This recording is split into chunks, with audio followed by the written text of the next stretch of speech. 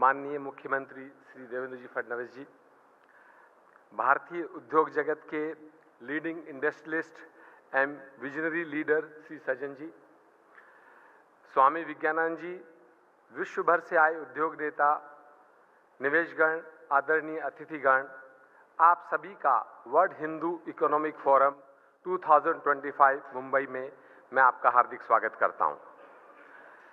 World Hindu economic forum का core objective है to bring together all the Hindu economic leaders, professionals, entrepreneurs, industrialists and thinkers so that they can collaborate, they can share the knowledge and increase the overall economic prosperity of global Hindu community. आज का ये क्षण केवल एक सम्मेलन की शुरुआत नहीं है, यह उस भारत की घोषणा है जो एक निर्णायक, प्रभावशाली और एक विश्व के भविष्य निर्माण में एक अहम भूमिका निभाने जा रहा है। आचार्य चाणक्य ने अर्थशास्त्र के एक मूल सिद्धांत दिया है, कोश मूलो ही राजस्य, अर्थात राज्य की शक्ति का मूल उसकी अर्थव्यवस्था है। चाणक्य यहीं नहीं रुकते, वे आगे कहते हैं, सुखस्य मूलम धर्म है, धर्मस्य मूलम अर्थ है, अर्थस्य मूलम राज्यम, राजस्य मूलम इंद्रिय जय। अर्थात सुख का आधार है धर्म पूर्वक आचरण, धर्म का आधार है धन, धन का आधार है राज्य और राज्य का आधार है डिसिप्लिन, गुड गवर्नेंस और सेल्फ कंट्रोल। यही सोच WHF की बैकबोन है।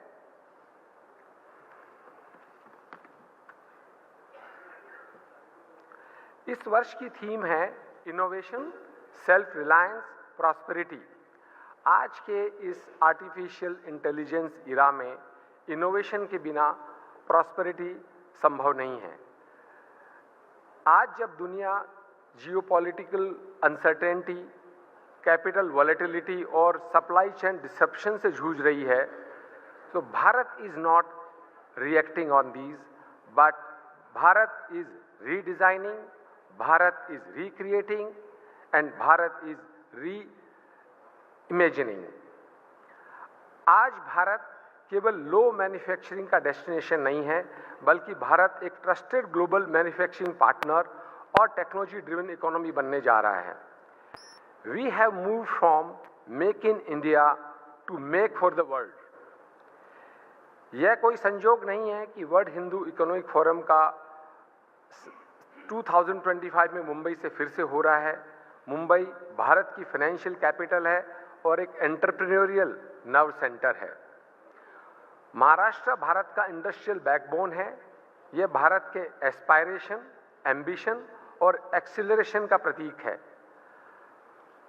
माननीय मुख्यमंत्री श्री देवेंद्र जी फडणवीस, आपके नेतृत्व में महाराष्ट्र आज भारत में इंफ्रास्ट्रक्चर डेवलपमेंट, ग्रामीण विकास और इन्वेस्टर कॉन्फिडेंस का गोल्ड स्टैंडर्ड बन गया है। श्री देवेंद्र जी के नेतृत्व में महाराष्ट्र ने अनेक क्षेत्रों में उल्लेखनीय प्रगति की है, चाहे वह आधारभूत संरचना का विस्तार हो, सशक्त कानून व्यवस्था की स्थापना, पारदर्शी शासन व्यवस्था, ग्रामीण क्षेत्रों का विकास या फिर उद्योग और निवेश को प्रोत्साहन। उनकी दूरदर्शी नीतियों और निर्णायक नेतृत्व ने महाराष्ट्र को देश की सबसे तेजी से उभरती अर्थव्यवस्था में मजबूती से स्थापित किया है। आप सबको ये जान के प्रसन्नता होगी कि महाराष्ट्र आज सिर्फ विकास ही नहीं कर रहा, बल्कि सन 2030 तक $1 ट्रिलियन इकोनॉमी बनने वाला पहला स्टेट और एक ऐतिहासिक छलांग लगाने जा रहा है। WHF फोरम ने एक पॉलिसी की टीम इस कॉन्फ्रेंस हॉल के बाहर अवेलेबल करवाई है। कोई भी सेक्टर से रिलेटेड किसी को पॉलिसी रिप्रेजेंटेशन का काम ये टीम करेगी। कंसर्न डिपार्टमेंट और मिनिस्ट्री को वो बात पहुंचाई जाएगी और ये सुनिश्चित किया जाएगा कि एक अपॉर्चुनिटी ऑफ बीइंग हर्ड सभी को इस फोरम से भी मिले। आइए हम सब संकल्प लें, we will continue to innovate with courage, build with discipline, scale with responsibility, prosper with society. इसी विश्वास के साथ मैं आप सभी का WHEF 2025 मुंबई में अंतर्मन से स्वागत करता हूं। बहुत बहुत धन्यवाद। जय श्री राम।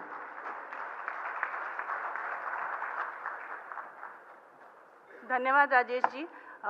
हम लोग यहाँ पर जो लोग एकत्र हुए हैं वो अलग अलग शहरों से आए हैं, अलग अलग इंडस्ट्री सेक्टर से बिलोंग करते हैं, लेकिन एक चीज़ हम सब में कॉमन है, और वो कॉमन चीज़ जो है वो एक सूत्र है जो हम सबको एक साथ बांधता है, और उस सूत्र का नाम है स्वामी विज्ञानानंद जी। It's my honor to invite Swami Vijnanand Ji to shed light on the purpose of the World Hindu Economic Forum and the philosophy of Hindu economy. Swami Ji is a sannyasi and IITian, strategist and organizer of the Hindu Renaissance. He is the author of the Hindu Manifesto and the visionary behind the World Hindu Congress and the World Hindu Economic Forum.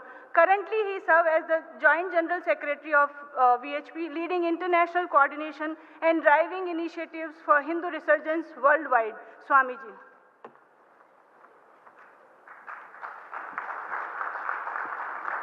नमस्ते। सबको सुनाई दे रहा है? ठीक है। देवेंद्र जी, सज्जन जी, राजेश जी और शैलेश जी और आप सब इस वर्ल्ड हिंदू इकोनॉमिक फोरम में आज सुबह सुबह सब लोग इकट्ठे हो गए हैं। वर्ल्ड हिंदू इकोनॉमिक फोरम के बारे में राजेश जी ने बता दिया है। मैं बता रहा हूँ, हम वर्ल्ड हिंदू इकोनॉमिक फोरम और हिंदुओं का पर्पस क्या है। हम बोलते हैं सर्वे भवन्तु सुखिना, यही प्रार्थना करते हैं ना, सर्वे भवन्तु सुखिना। सर्वे भवन्तु सुखिना कब होगा?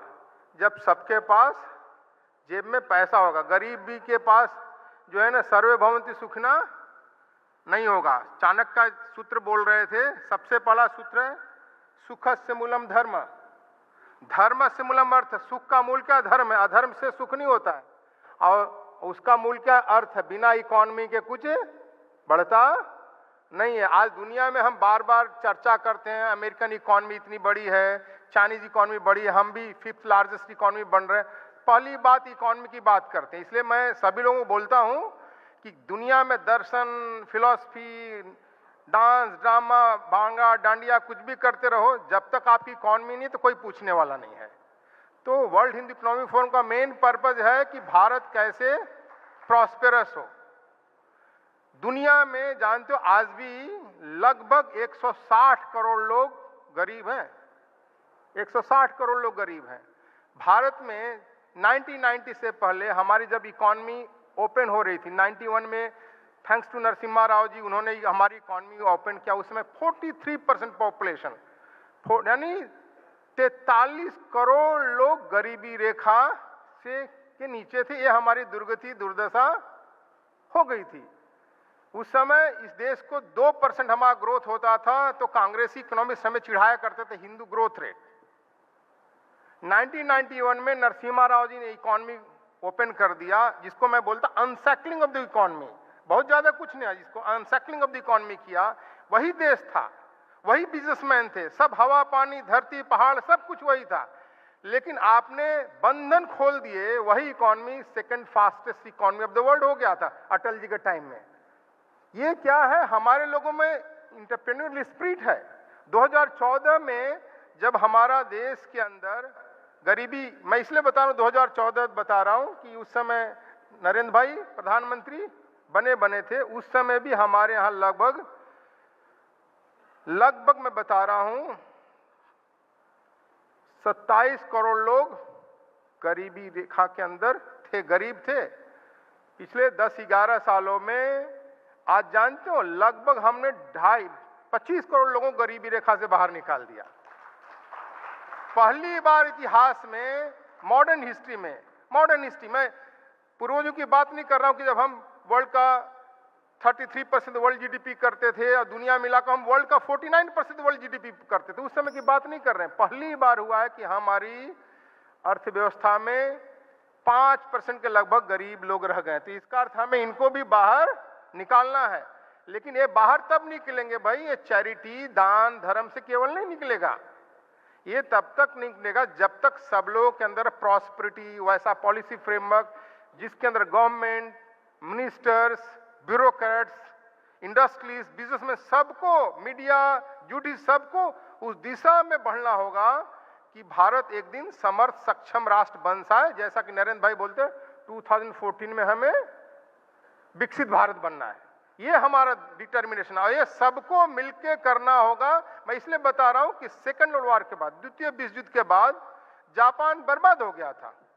किसी ने सुजुकी से पूछा what is your next ambition, अब तो वर्ल्ड का super power, military super power नहीं बन पाए, तो उन्होंने बोला कि our next ambition is to become economic super power of the world, और वो बन गए। जैसा दृष्टि होता वैसा बन जाते, तो हमें वैसा ही करना है। और हमारे यहां वेल्थ क्रिएशन के पीछे क्या उद्देश्य है? हमारे पूर्वज कहते हैं सतहस्त समाहार सहस्त्र हस्त संकीरा, कि 100 हाथ से धन कमाओ और 1000 हाथ से शेयर करो, यही हिंदू इकोनॉमी का उद्देश्य है। ऐसा दुनिया में नहीं है। मैं लोगों को बोलता हूं कैपिटलिस्ट क्या कहता है? कैपिटलिस्ट वेल्थ जनरेशन की तो बात करता है, शेयरिंग की बात नहीं करता। सोशलिस्ट बांटने की बात करता है, जनरेशन की बात नहीं करता। हिंदू कहता है पहले, ये मैं नहीं कह रहा हूं, ये वेद में लिखा, सत हस्त समारस, पहले 100 हाथ से कमाओ, 1000 हाथ से शेयर करो, ये हमारे प्रिंसिपल है। और ये कैसे होगा? जब से वर्ल्ड हिंदू इकोनॉमिक फोरम बना है 2012 से ही हम इस पर काम कर रहे हैं कि जब तक Hindu businessman world wide market में जाके अपने सामान नहीं बेच पाएंगे तब तक नहीं होगा। उस कहते हैं ग्लोबल मार्केट एक्सेस होना चाहिए। अमेरिका है, साउथ अमेरिका में बहुत कम है, साउथ अमेरिका है, पूरा अफ्रीका ग्रोइंग है, एशिया है, सब जगह मार्केट है। अगर मार्केट पर आपका कंट्रोल नहीं होगा, एक्सेस नहीं होगा, तो ग्रोथ नहीं होगा, क्योंकि घर के अंदर ही बेचते रहोगे तो आपको बहुत ज्यादा ग्रोथ नहीं होगा। और खासकर ये जो ट्रम्प टैरिफ के बाद तो हमारा ग्लोबल मार्केट एक्सेस और डाइवर्सिफिकेशन की बात बहुत ज्यादा ही रिलेवेंट हो गया। अब लोगों को ज्यादा याद आ रही है, बोले स्वामी जी आप पहले बोलते थे अब हो रहा है। मैंने कहा ये आवश्यक है, तो मार्केट एक्सेस बहुत जरूरी है। क्यों? कि वर्ल्ड ट्रेड में 32% 32 ट्रिलियन 32 ट्रिलियन का वर्ल्ड ट्रेड है। उस वर्ल्ड ट्रेड 32 ट्रिलियन में हमारा अभी जानते हो कितना है? 900 मिलियन। तो अभी बहुत लंबे जान, हार्डली 3% है हम। चाइना जो हमारा नेक्स्ट डोर कंपटीटर है, नेबर है और झगड़ालू भी हमसे, उसका 6 ट्रिलियन का एक्सपोर्ट है, 15% वर्ल्ड ट्रेड में है। अब 20% वर्ल्ड जो मैन्युफैक्चरिंग करता है, मैन्युफैक्चरिंग आउटपुट देता है। तो हमारा टारगेट होना चाहिए कि नेक्स्ट 10-15 साल में हम वहां तक पहुंच जाए, तभी हम विकसित भारत की ओर आगे बढ़ सकते हैं। दूसरा चीज है अफोर्डेबल कैपिटल। भारत में अभी भी कैपिटल जो है ना बहुत महंगा है। आप लोग बिजनेसमैन हो, मैं तो साधु आदमी हूं, मैं तो कोई बिजनेस नहीं करने जाते, मेरा तो साथ किताब पढ़ा हुआ है। आज भी बिजनेस में कैपिटल बहुत ही महंगा है और कैपिटल का यह शॉर्टेज है। एडवांस इकोनॉमी में भारत से 3 गुना सस्ता कैपिटल अवेलेबल है। जब तक फाइनेंशियल इकोसिस्टम नहीं बनेगा, माइक्रोसॉफ्ट, गूगल, नेटफ्लिक्स, ये सब जो है ना बैंक के पैसे से नहीं बने हैं, ये बैंक के पैसे से नहीं बने। वहां तो देखो बूट लेवल पे इन्वेस्टमेंट मिल जाता है, एंजल इन्वेस्टर है, ग्रोथ फंड है, वहां तो डिस्टेंस फंड है, हेज पता नहीं कितने फंड है। यहां अभी थोड़ा थोड़ा शुरू हुआ है, ये केवल आईटी में जाता है, बाकी कहीं क्षेत्र में नहीं जाता है। तो जब तक भारत को तेजी से आगे बढ़ना है तो हमें अफोर्डेबल कैपिटल की एक्सेसिबिलिटी सभी लेवल के सब बिजनेसमैन को होनी चाहिए। तीसरी चीज है अडॉप्शन ऑफ द टेक्नोलॉजी। ये भी थोड़ा हमारा अभी पीछे है, काफी पीछे 10 सालों में तो काफी बड़ा है। मैं इसलिए बता रहा हूं, China 18 lakh international patent file करता है। चाइना अब अमेरिका से आगे निकल गया है, 5 लाख करता है। जापान लगभग 4.25 लाख करता है। अभी भारत में इंटरनेशनल पेटेंट 76,000 है। तो आप सोच सकते कितना बड़ा गैप है। तो हमें इस एरिया में कि बिना टेक्नोलॉजी के काम चलने वाला नहीं है। आपकी मैन्युफैक्चरिंग होना चाहिए, आपका डिजाइन, डेवलपमेंट, पेटेंट होना चाहिए। नहीं तो फिर आप केवल क्या करते हो मुझे बताने की जरूरत नहीं है। लोग कहेंगे फिर अपनी खिंचाई कर रहे हो तुम। दूसरी चीज है skill man power, knowledge capital.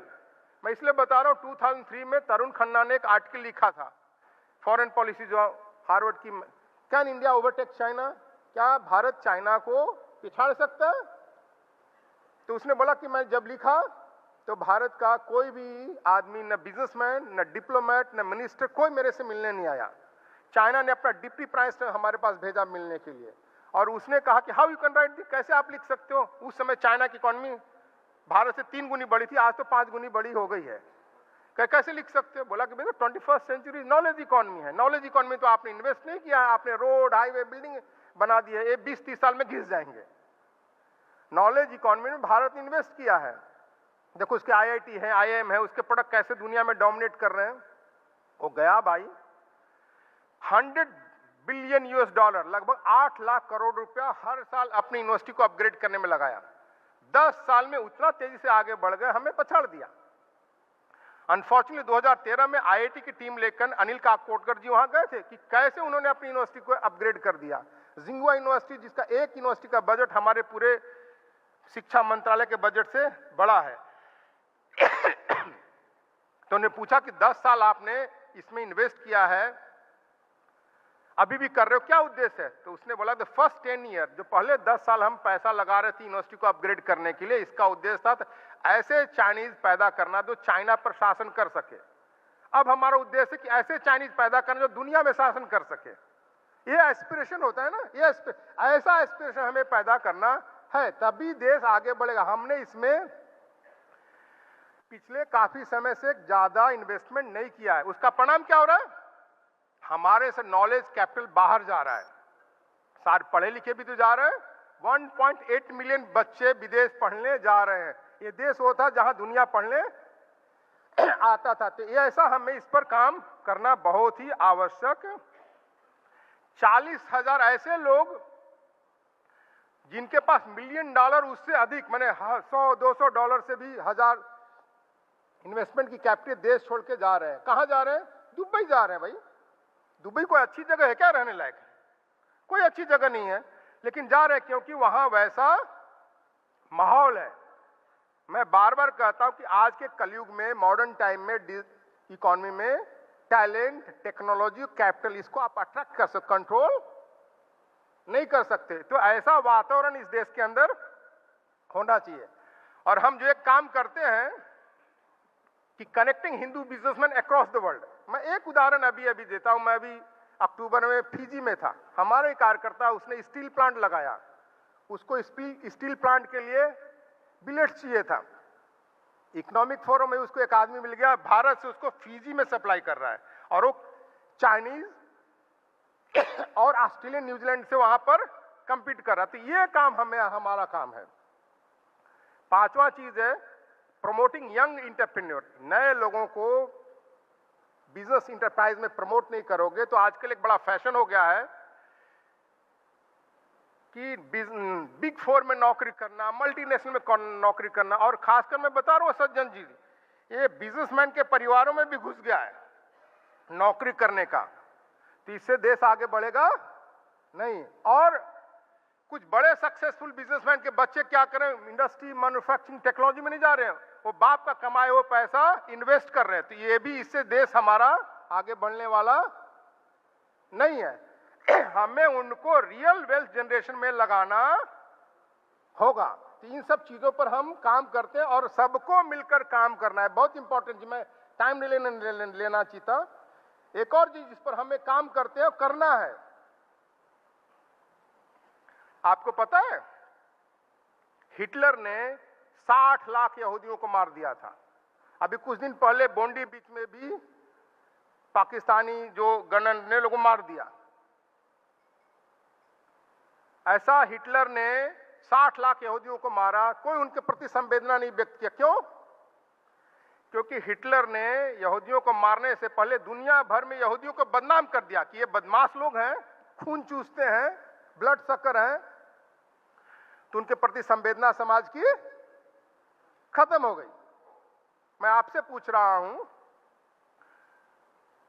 ये मुंबई में बैठे हुए हो, पिछले साल कितने किसान आत्महत्या किए, किसी को पता है? मैं आपको बता रहा हूं, गूगल सर्च करने की जरूरत नहीं, मुझे पता है। 10,786 किसान आत्महत्या किए थे। नेशनल क्राइम रिपोर्ट ब्यूरो का डेटा है। हम किसान की आत्महत्या नहीं चाहते हैं, सभी हमारे अपने अंग हैं, लेकिन उस पर किसान आत्महत्या होता है तो कितना देश में चर्चा होता है, चर्चा होता है ना। मैं आपसे पूछता हूं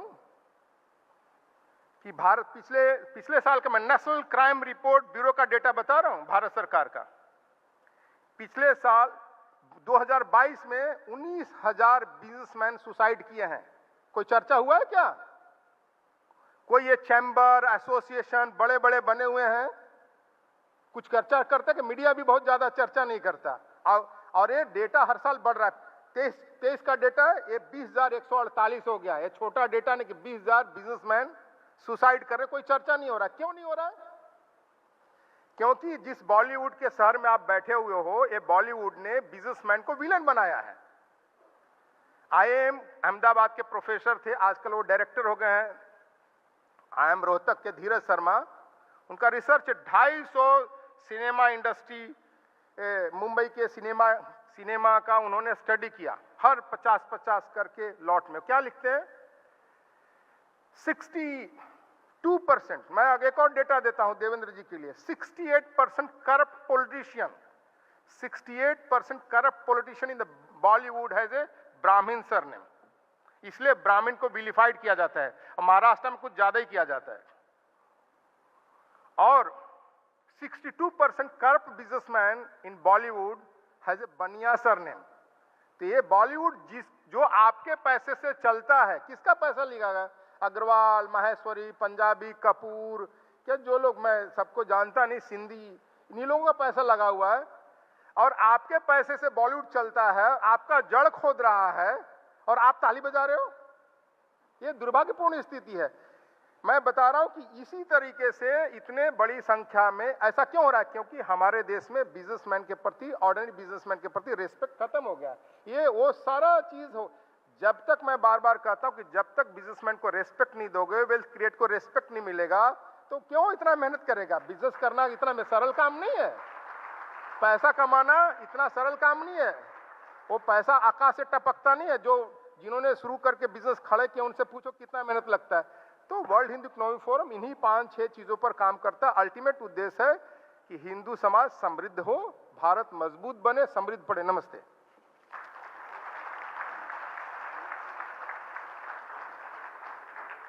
धन्यवाद स्वामी जी। हाँ, हॉलीवुड कहता है हमारे पास आयरन मैन है, तो समय है ना हमारे पास, हम भी जवाब दे सकते हैं कि हमारे पास सज्जन जिंदल जी हैं। जवाब हमारे पास, तो हमारे जो बिजनेसमैन हैं वो हमारे हीरो हैं। We have to project them like they are the true heroes, क्योंकि वो इकोनॉमी रन कर रहे हैं। 2047 के विकसित भारत के लक्ष्य में मैन्युफैक्चरिंग जो है वो एक बहुत बड़ा रोल, अहम भूमिका निभाने वाला है। और मैन्युफैक्चरिंग इंडस्ट्री का क्या भूमिका होनी चाहिए, वही जानने के लिए मैं आमंत्रित करती हूँ Shri Sajjan Jindal ji, chairman JSW group. Under his visionary leadership, the JSW Group has grown into a global powerhouse with a strong presence across steel, energy, infrastructure, and sports. His commitment to innovation, sustainability, and nation building has made JSW one of Bharat's most admired business group. Please join me in giving a warm round of applause, Shri Sajjan Jindal ji.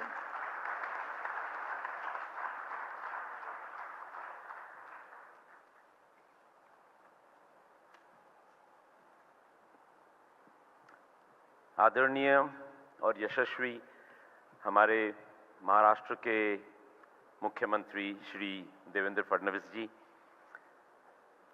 Swami Vigyanand ji, Rajesh Sharma ji, colleagues from industry, ladies and gentlemen, and people from the press, नमस्कार।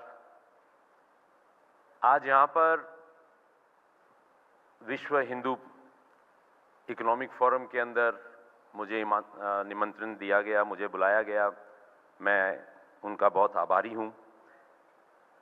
This is a great event और आप सब यहाँ पर आज अलग अलग प्रांतों से, अलग अलग शहरों से आप यहाँ पर आए हैं। तो सब स्वामी जी को और चीफ मिनिस्टर साहब को सुनने के लिए। तो मुझे जो आज टॉपिक दिया गया है वो है कि आत्मनिर्भर Bharat through strong manufacturing.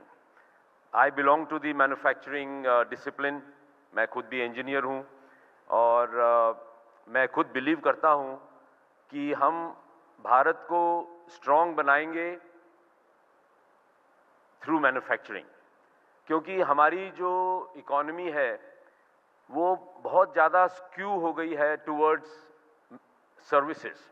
60%, 65% of our GDP is relying on services, और मैन्युफैक्चरिंग जो कि पहले 17, 18, 19% पे चली गई थी, अब आज गिरकर वो 15 से भी कम आ गई है।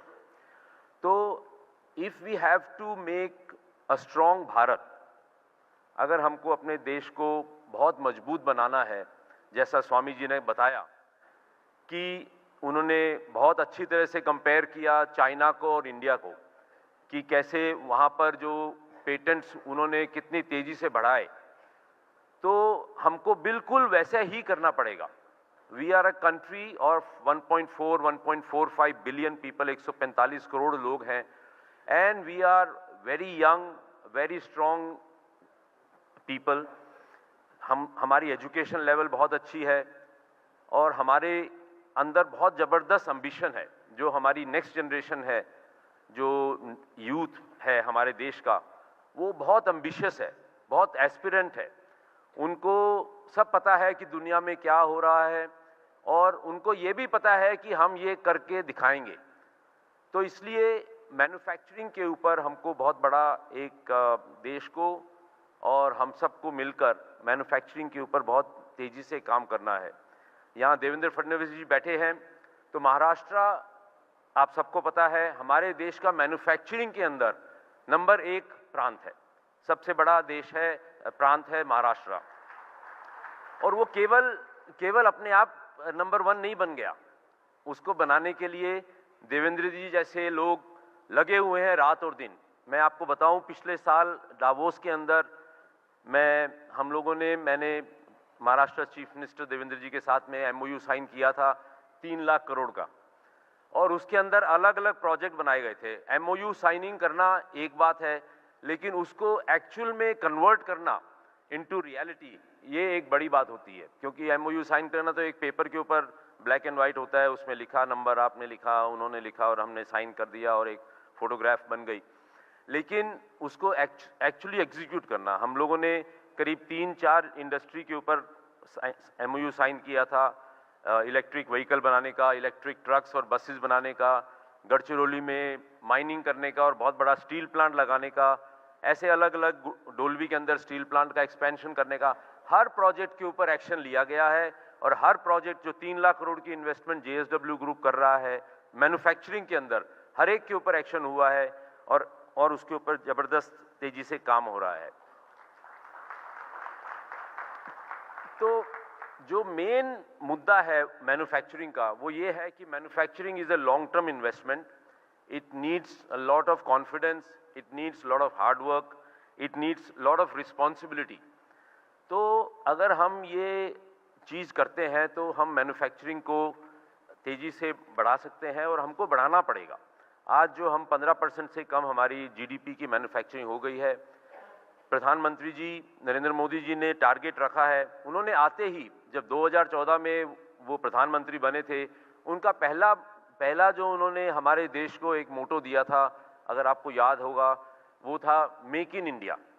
आत्मनिर्भर भारत कहने से पहले उन्होंने मेक इन इंडिया कहा था, और एक शेर का एक बहुत बड़ा मैन्युफैक्चरिंग में उन्होंने एक एम्बलम बना था, जिसमें इंडिया एज अ टाइगर दिखाया गया था, और मैन्युफैक्चरिंग का उन्होंने दिया था। फिर उसके बाद आत्मनिर्भर भारत, फिर उन्होंने कहा कि डिफेंस के अंदर जो आज हमको हमारा देश डिफेंस में पूरा इंपोर्ट पे डिपेंडेंट था, उन्होंने उसको लिबरलाइज किया, प्राइवेट सेक्टर को अलाउ किया कि डिफेंस के अंदर आप आके बनाइए।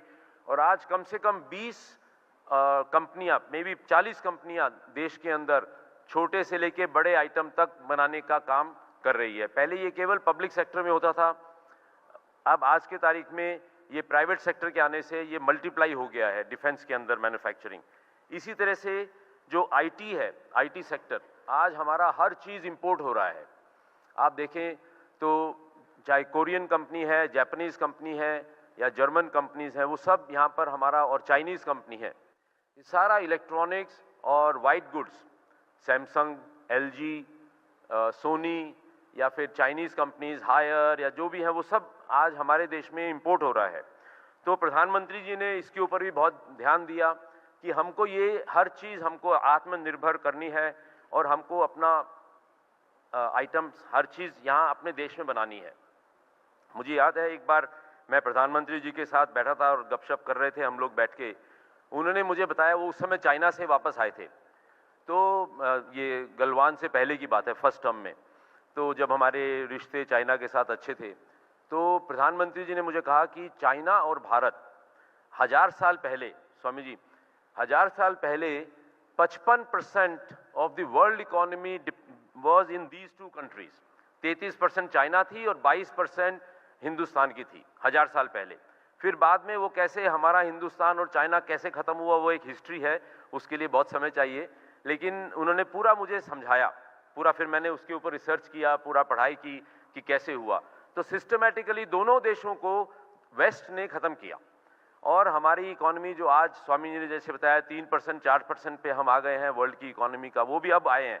पहले तो पिछले 10 साल के पहले अगर देखेंगे तो 1.5% 2% थी, अब हम 3-4% पे पहुंच गए हैं हमारी इकोनॉमिक साइज। तो ये केवल वेस्ट ने ख़त्म किया सिस्टमैटिकली। अब दोनों देश, चाइना बहुत तेज़ी से तरक्की कर गया। 20 साल पहले या 22 साल पहले मैं JSW स्टील से चाइना को बहुत स्टील एक्सपोर्ट करता था और वो स्टील की कैपेसिटी को बढ़ा रहे थे और JSW स्टील से और इंडिया से काफ़ी स्टील चाइना को एक्सपोर्ट होता था। उसके बाद जैसे ही आँख खुली, एक दिन 4-5 साल के बाद पता चला कि चाइना तो दुनिया का सबसे बड़ा स्टील प्रोड्यूसर बन गया है। आज उनके पास 1.5 बिलियन टन की कैपेसिटी है चाइना में स्टील बनाने की। 1 बिलियन टन स्टील बनाते हैं, मतलब 1000 मिलियन टन। और इंडिया अब जाके हम लोग 170 मिलियन पे पहुंचे हैं, जो दुनिया का नंबर 2 देश स्टील में बना है। तो ऐसे हम अगर मैन्युफैक्चरिंग करेंगे तो हमारा टारगेट है 300 मिलियन करने का, लेकिन प्रधानमंत्री जी ने मुझे कहा कि हमको 500 मिलियन टन स्टील बनाना है, 300 पे रुकना नहीं है। हम लोग चाइना से कम नहीं है, हमको हर चीज़ हमारे को आत्मनिर्भर करना है और हमको दुनिया के लिए बनाना है। तो इंडिया से हमारी मैन्युफैक्चरिंग हमको दुनिया से करनी है। तो मैं आज आपका यहाँ बहुत समय नहीं लूँगा, क्योंकि हम सब यहाँ प्रधानमंत्री जी को सुनने के लिए, मुख्यमंत्री जी को सुनने के लिए यहाँ आए हैं। और ये भी मुंह से गलत निकला, लेकिन देखिए एक दिन ये भी सच होगा कि हमारे मुख्यमंत्री जी, ऐसा होता है हमारे हिंदू उसमें बोला हुआ है कि मुंह से कोई बात निकलती है तो वो पता नहीं सरस्वती अपनी जबान पे बैठी है या क्या है, तो ऐसा भी होता है। तो हमको अपना जो मैन्युफैक्चरिंग है, आप सब मैन्युफैक्चरिंग वर्ल्ड से ही यहाँ ज़्यादातर लोग बैठे हैं और हमारे अंदर बहुत ताकत है। हमारे अंदर जो हमारा यंग जनरेशन है वो बहुत मैन्युफैक्चरिंग करने के लिए तैयार बैठा है। तो हम लोग मिलकर इस देश को महान बनाएं, हमारी मैन्युफैक्चरिंग को हम आगे बढ़ाएं, क्योंकि सर्विसेज तो अपने आप आगे बढ़ेगी। जैसे जैसे मैन्युफैक्चरिंग बढ़ेगी, लोगों को जॉब ज़्यादा मिलेगा, तो सर्विसेज अपने आप बढ़ेगी। तो मैं इन्हीं शब्दों के साथ यहाँ पर अपना वक्तव्य को विराम देता हूँ। आपका बहुत बहुत धन्यवाद और जय हिंद। धन्यवाद सज्जन जी। प्रधानमंत्री श्री नरेंद्र मोदी जी ने इस बात का विश्वास जताया कि विकसित भारत 247 के विजन में महाराष्ट्र की भूमिका अहम होगी। महाराष्ट्र देश के आर्थिक विकास का इंजन बनेगा और $1 ट्रिलियन की अर्थव्यवस्था वाला देश का पहला राज्य होगा। और बड़ी बात यह है कि महाराष्ट्र देश का पहला ऐसा प्रदेश जिसकी अर्थव्यवस्था $500 बिलियन हो चुकी है, के आंकड़े को पार कर चुका है। और जहां भारत की अनुमानित विकास दर 7.3% है, महाराष्ट्र की जो है वो 9% है। और इसका पूरा श्रेय जिनको जाता है, अब मैं उन्हीं को आमंत्रित करने जा रही हूँ। महाराष्ट्र के माननीय मुख्यमंत्री Shri Devendra Fadnavis ji. He is a visionary leader with decades of dedicated public service. From being the youngest mayor of Nagpur to serving as chief minister, he has played a pivotal role in driving infrastructure growth, good governance and inclusive development across Maharashtra. Metro Man, विकास के पर्याय, महाराष्ट्र की लाडकी बहनों के भाऊ और युवाओं के देवा भाऊ, माननीय मुख्यमंत्री श्री देवेंद्र फडणवीस जी। सभी को नमस्कार।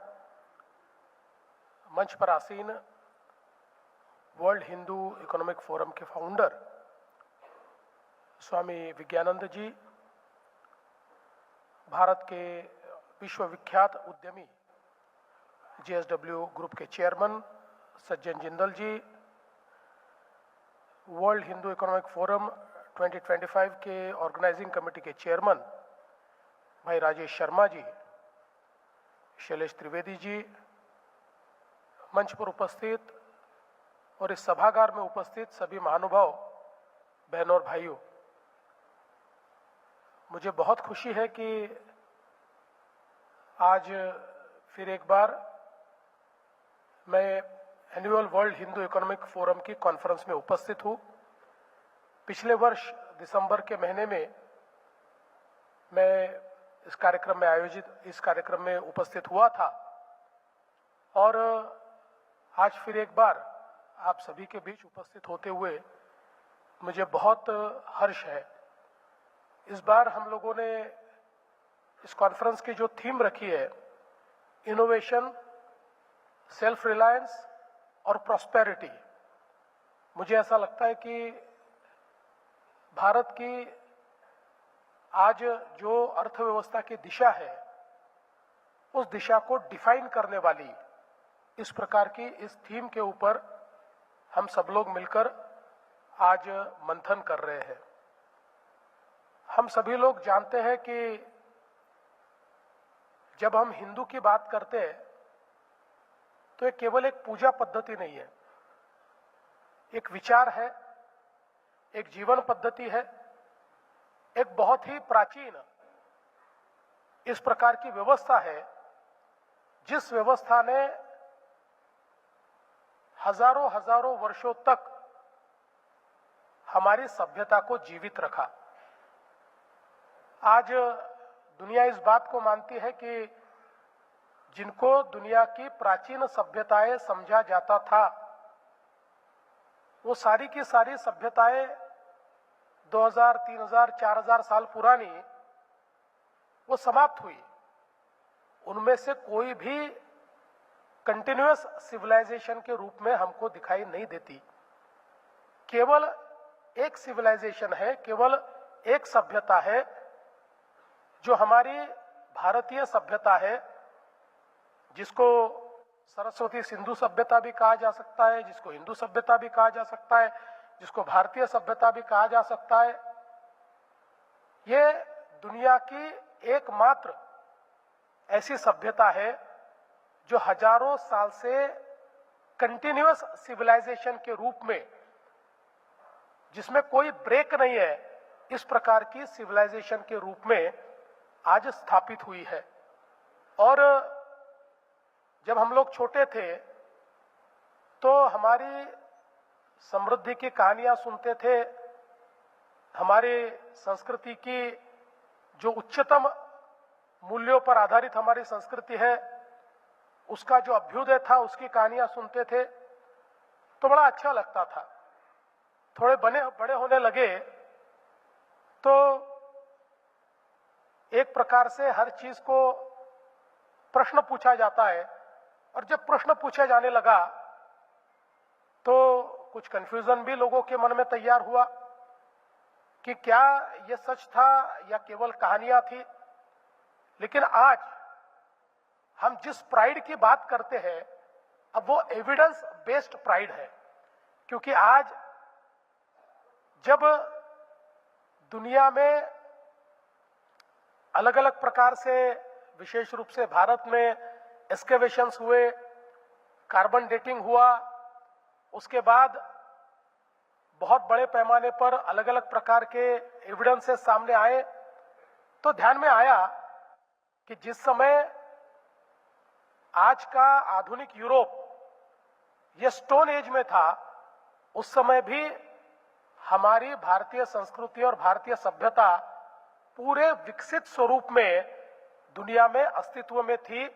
और हम लोग अगर सही मायने में आज आर्कियोलॉजिकल एविडेंस भी देखें, तब भी 10,000 साल पहले भी हम लोग पूर्ण विकसित रूप में एक सभ्यता के रूप में बसे हुए पाए जाते हैं। और मुझे लगता है इसके कारण अब हमारा प्राइड ये कथा कहानियों का प्राइड नहीं है, अब हमारा प्राइड एविडेंस बेस्ड प्राइड है कि हाँ हम थे, लेकिन हम सिर्फ थे, इसमें बहुत दिनों तक जिया नहीं जा सकता।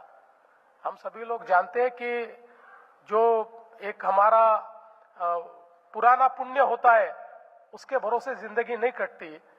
उस प्राइड को हम हथियार बना सकते हैं, उस प्राइड को आत्माभिमान का उसकी एक व्यवस्था हम तैयार कर सकते हैं और उसके भरोसे हम लोग उस स्वाभिमान के भरोसे, उस कॉन्फिडेंस के भरोसे आने वाले दिनों में फिर एक बार उन ऊंचाइयों तक पहुंच सकते हैं। जैसे सभी ने यहां पर बताया कि धर्म का मूल ये अर्थ है, ऐसा जो चाणक्य ने लिखकर रखा है।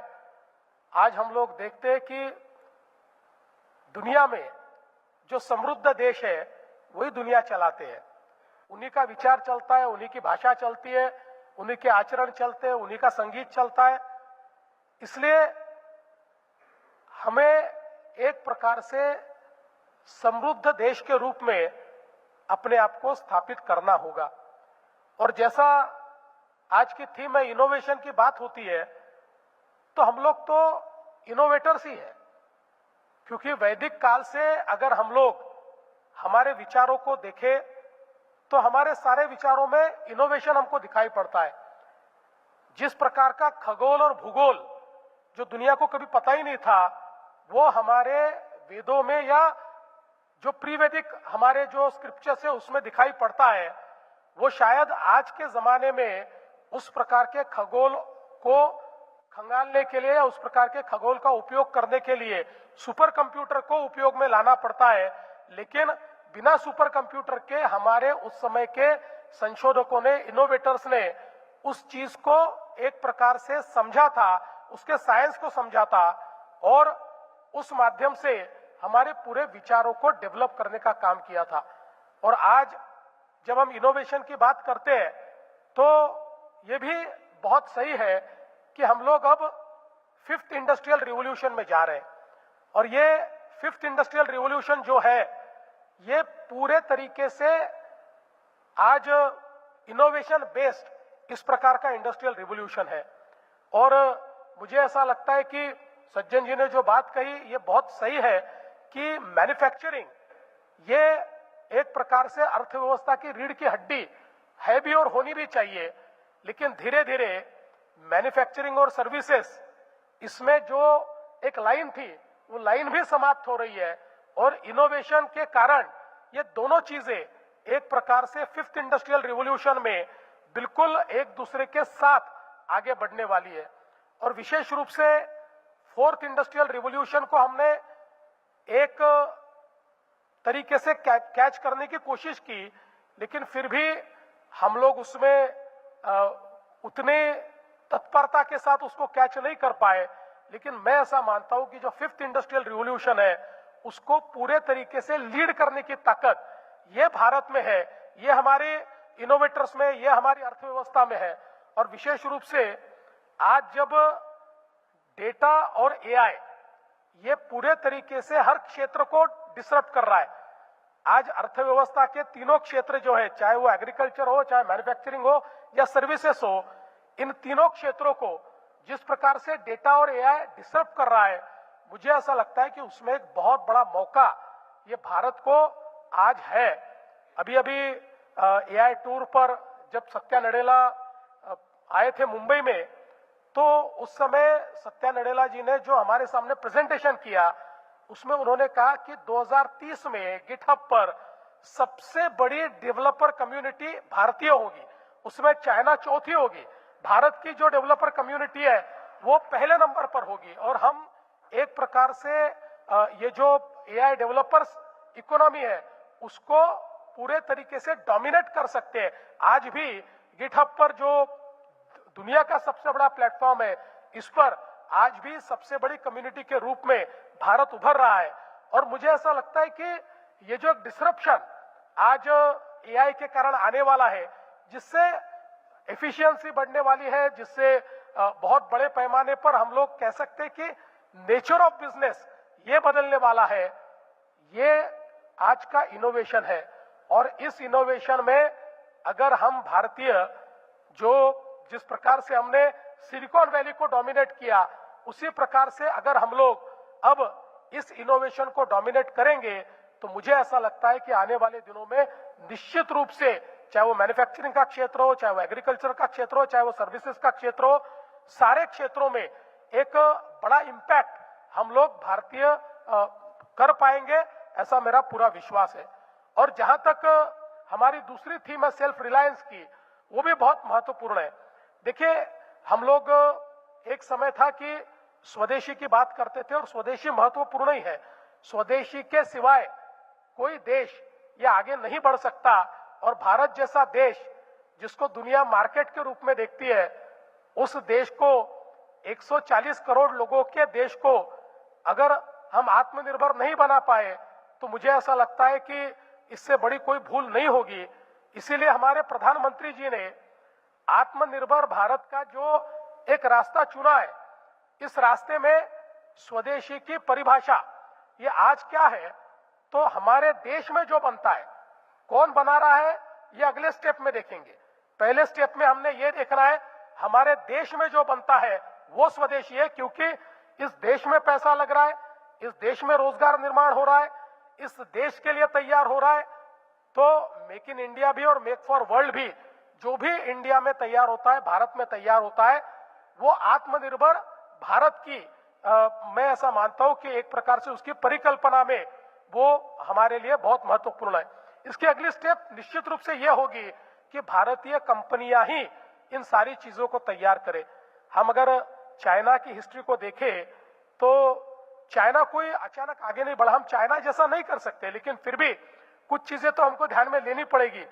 चाइना ने मूल रूप से, हम लोग जानते हैं कि जो टेक्नोलॉजी है ये सारी की सारी जापान से आई है, मेजर टेक्नोलॉजी जापान से आई, और जापान से आई हुई टेक्नोलॉजी को जिस प्रकार से उन्होंने रिवर्स इंजीनियरिंग में परिवर्तित कर दिया, खैर हम लोग उस प्रकार के लोग है भी नहीं, लेकिन मुझे ऐसा लगता है कि आज उन्होंने जिस भी तरीके से हो, क्योंकि मैं जापान ज्यादा जाता हूं, जापान से वहां पर मेरे संबंध भी अच्छे हैं, तो हमेशा वहां पर इस बात का उनकी सारी बड़ी कंपनियों को दुख होता है कि हम लोगों ने सबसे ज्यादा इन्वेस्टमेंट ये चाइना में किया और हमारी टेक्नोलॉजी को कॉपी करके अब चाइनीज लोगों की कंपनियां हमसे आगे बढ़ गई और हम लोग पीछे रह गए। इस प्रकार का मलाल ये जापानीज कंपनियों में मुझे हमेशा दिखाई पड़ता है।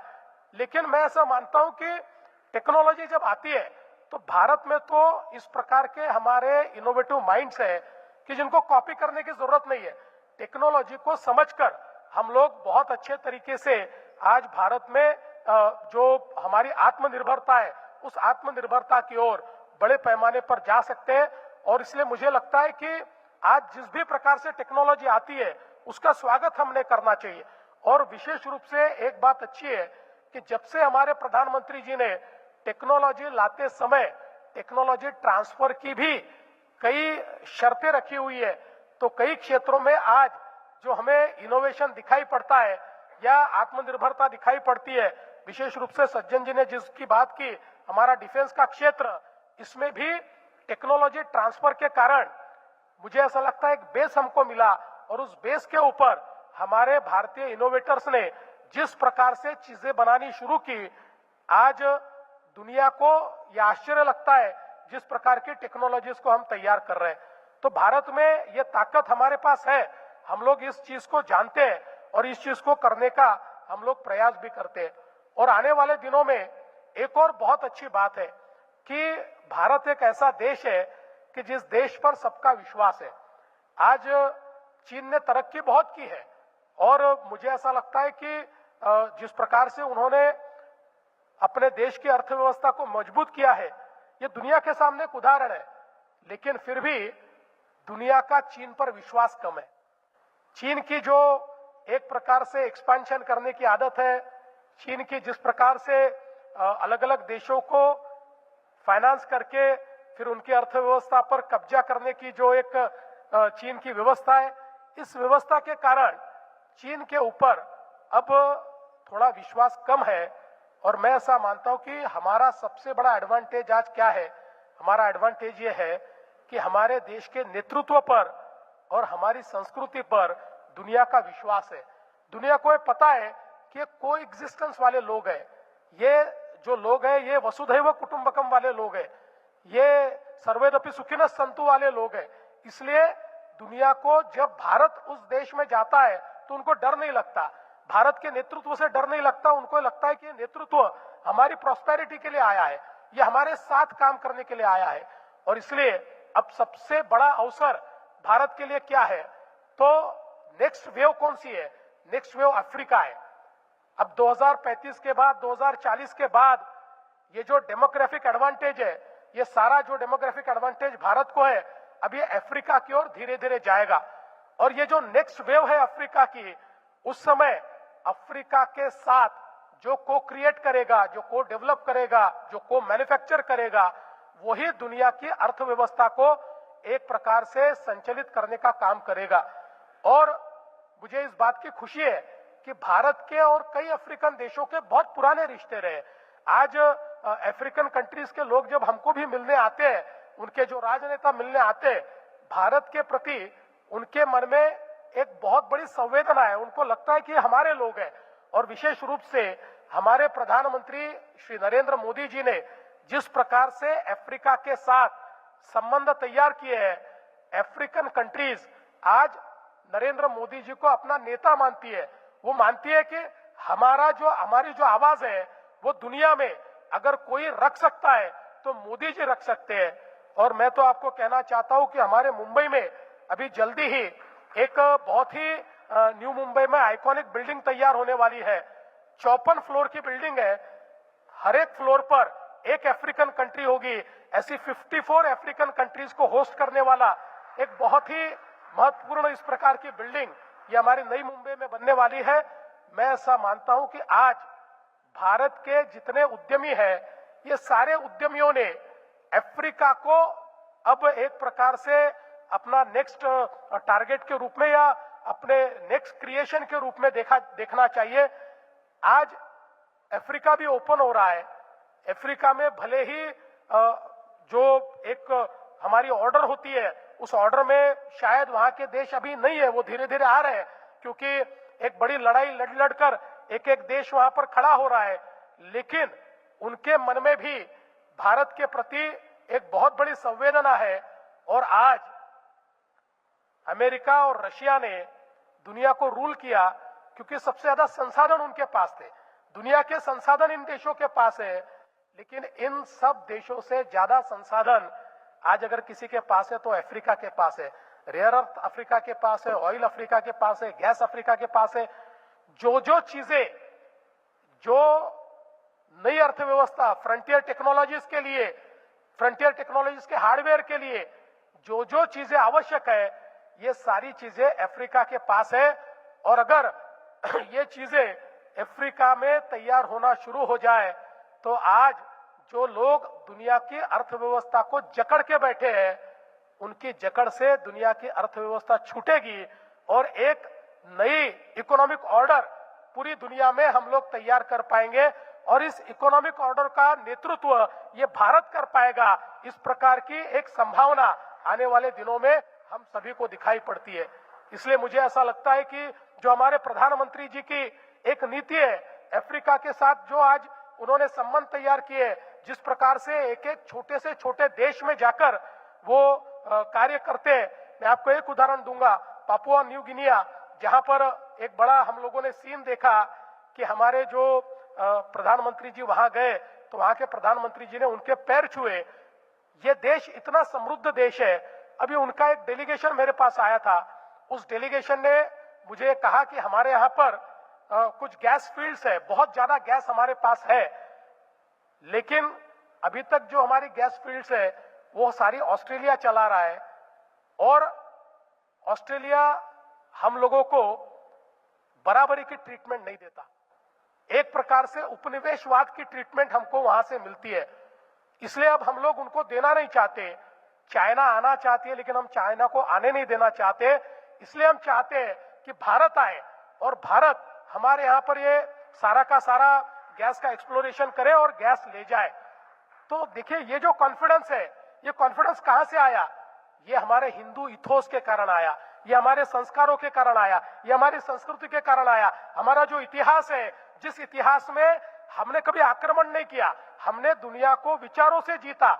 हमारे यहाँ पर जो बुद्ध तत्वज्ञान है, इस तत्वज्ञान ने पूरी साउथ ईस्ट एशिया को जीता, लेकिन कहीं पर भी तलवार नहीं चली, कहीं पर भी आक्रमण नहीं हुआ। तो केवल विचारों के भरोसे दुनिया को जीतने वाले हम लोग हैं, इसीलिए दुनिया का हम पर विश्वास है। और मैं ऐसा मानता हूं कि जब हम आज वर्ल्ड हिंदू इकोनॉमिक फोरम में यहां पर है, तो ये सारे डॉट्स को जोड़ने का काम ये फोरम कर सकता है। ये सारे डॉट्स को जोड़कर हम लोग, इतना बड़ा हमारा बृहद समाज है, इतने बड़े हमारे डायस्पोरा के लोग हैं, इतने बड़े बड़े पैमाने पर अलग अलग क्षेत्र में लोग काम कर रहे हैं। और हमारे यहाँ आज सज्जन जी जैसे लोग हैं कि जिन्होंने केवल भारत नहीं तो एक वैश्विक उद्यमी के रूप में आज एक अपनी जगह बनाई है। इन सबको अगर हम जोड़ने का काम करें तो मुझे ऐसा लगता है कि जो प्रॉस्पेरिटी की हम लोग बात करते हैं, दुनिया में या दुनिया के ट्रेड में 20% तक पहुंचने का जो हमारा सपना है, उस सपने को हम निश्चित रूप से पूरा कर सकते हैं। और मैं ऐसा मानता हूं उसके लिए विचारों की प्रतिबद्धता, हमारे जो वैश्विक मूल्य है, वो हमारे वैश्विक मूल्य, हमारे हिंदू मूल्य, इन मूल्यों का संवर्धन करते हुए जब हम लोग आगे बढ़ेंगे तो मेरा विश्वास है हमें कोई रोक नहीं सकता। मैं आज के इस मौके पर हमारे वर्ल्ड हिंदू इकोनॉमिक फोरम का बहुत बहुत धन्यवाद करता हूं। इसी प्रकार से आप ये सारा कार्य करते रहे, डॉट्स को जोड़ते रहे, और जब तक हमारा भारत फिर विश्व गुरु के स्थान पर नहीं पहुंचता, तब तक हम लोग शांत नहीं बैठेंगे। इस संकल्प के साथ बहुत बहुत धन्यवाद। जय हिंद, जय महाराष्ट्र।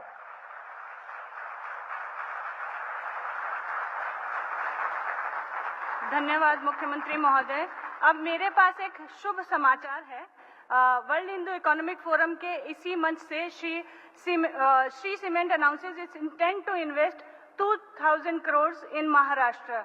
और श्री सीमेंट के चेयरमैन श्री हरिमोहन बांगड़ जी हमारे बीच उपस्थित है। मैं उनसे निवेदन करती हूं कि मंच पर जो है मुख्यमंत्री महोदय को लेटर ऑफ इंटेंट जो है वो प्रस्तुत करें। श्री हरिमोहन बांगड़ जी, आप लोग जब एंटर कर रहे होंगे तब आपने देखा होगा कि गेट पर जो है सेठ मगनी राम जी बांगड़ का जो है एक बैनर लगा हुआ है। आप जो हैं वो श्री हरिमोहन बांगड़ जी के परदादा जी हैं, और बांगड़ परिवार जो है पीढ़ियों से जो है समाज और देश की सेवा में लगा हुआ है। आपने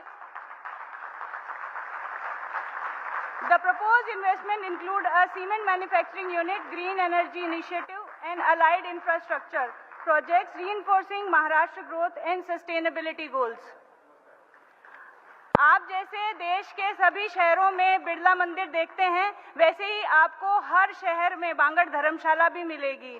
तो बांगड़ परिवार कई पीढ़ियों से ये कार्य समाज और देश की सेवा के लिए कर रहा है। अब वोट ऑफ थैंक्स के लिए मैं आमंत्रित करती हूँ श्री शैलेश त्रिवेदी जी को। He is CEO and managing director of IT Mantra tele intellect private limited, a postgraduate in marketing management from Mumbai University.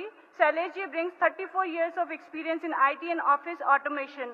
Having worked with global leaders like Compaq, HP and IBM, he is also a qualified Yogacharya with masters in Yoga Shastra and serves as joint secretary of the Hindu Economic Forum, Mumbai.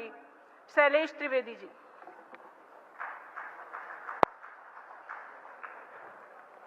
Namaste. Respected Honorable Chief Minister of Maharashtra, Shri Devendra Fadnavis ji, Adaniya Swami ji, respected Shri Sajjan Jindal ji, Shri Rajesh Sharma ji, distinguished delegates, ladies and gentlemen. On behalf of the World Hindu Economic Forum Organizing Committee, it's my honor to present the vote of thanks for this powerful inaugural session of WHF 2025. This morning has been far more than an inauguration. We have just seen an announcement of Shri Cements. It has been a confluence of leadership, philosophy, enterprise, and the future vision of Bharat. At the outset, I extend our deepest gratitude to our Honorable Chief Minister of Maharashtra, Shri Devendra Fadnavis ji, for his inspiring and visionary address. Mananiya Devendra ji, your leadership reflects the spirit of New Bharat, confident, divisive, development-driven, and firmly rooted in civilization values. And it was truly inspiring to hear from you about the 5th Industrial Revolution and insights on Africa that you spoke about. It's truly visionary. Your clarity on Viksit Bharat, your focus on governance, infrastructure, investment and innovation, and your belief in enterprise-led growth have given this forum a direction, confidence and momentum. You are implementing the Prime Minister's vision of reform, perform and transform in this true spirit. Under your leadership, Mumbai and Maharashtra are rapidly emerging as global centers of opportunity and growth. We have seen GCC is being spoken about quite often, Global Capability Center, and Pune is emerging as GCC capital of Bharat, I would say. We are deeply grateful for your presence and guidance. My heartfelt thanks to Shri Sajjan Jindal ji, Chairman of JSW Group, for his insightful address on innovation, manufacturing and global competitiveness, and for creating strong Bharat and the idea of Atmanirbhar Bharat. Sajjan ji, your journey is not just a corporate success story, it is a nation-building narrative of Bharatiya manufacturing excellence, scale with sustainability and bold global ambition. You reminded us that manufacturing is a mission, one that creates job, resilience, self-reliance and strategic strength for creating strong Bharat. Thank you for inspiring our entrepreneurs and young innovators. My sincere gratitude to Adanya Swamiji for blessing this gathering with his profound thoughts on Hindu economy and philosophy. Swamiji reminded us that economics and ethics are inseparable. The wealth is meaningful when it serves society. That is where Swamiji spoke about earning with 100 hands and giving back to society with 1,000 hands. In today's material-driven world, your words anchored in values and higher purpose, the very foundation of WHF, that is Sarve Bhavantu Sukhina, Sarve Santu Niramaya. My sincere thanks to Shri Rajesh Sharma ji for his warm and thoughtful welcome address, which beautifully sets the tone for WHF 2025. As we move ahead, let us carry forward the energy, inspiration and clarity we have received this morning. Once again, on behalf of WHF Organizing Committee, I thank all the esteemed distinguished guests and delegates for making this inaugural session truly memorable. Thank you. Jai Shri Ram.